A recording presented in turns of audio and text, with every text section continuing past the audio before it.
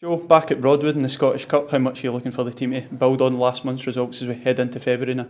Yeah, we had a good month last month. I think it's important that we managed to carry that on. We've had some really good performances of late, with some really decent squad efforts, and I think it showed how important the squad's been, and we're going to need that squad just as much as ever in this 3-game week coming up. So, February is just as important month as January was. So we're hoping to start with a good cup run in the Scottish Cup. Yeah, and you had a convincing win over today's opponents recently. Will you be looking for that ruthlessness in front of goal again?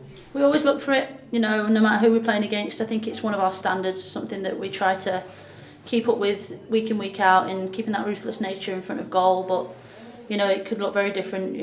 They've recently lost their manager, so who knows what could turn up against us today. There'll be some players, no doubt, looking to put on a performance for them and show their new staff what they can do and want to win a place in the team. So, we can always come up against it like that, but, we'll always be confident going into these games and hoping that we can put on a good show and score a good couple of goals, hopefully.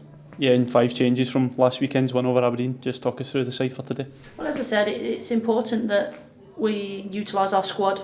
We've got 3 tough games this week, especially we want to take this cup, and as I say, each week we want to win as many games as we can, and it's important for us that we hopefully get into another final, and to do that we've got to beat Dundee today. So, it's important for us to utilise our squad where we can, put people in positions that can really help us win these games, and hopefully, give certain players a rest where we can. Sometimes it's not as easy as that. Sometimes we need to keep consistency and formations and forms running forward, but it's important that we get that fine balance, and that's the job that I've got to try and come up with. So we're able to make a few changes today, so hopefully that'll put us in good stead for this game and going into the week coming. Yeah, and just lastly, how much are you looking for a positive performance today as well as cup progression? Yeah, it's important for us.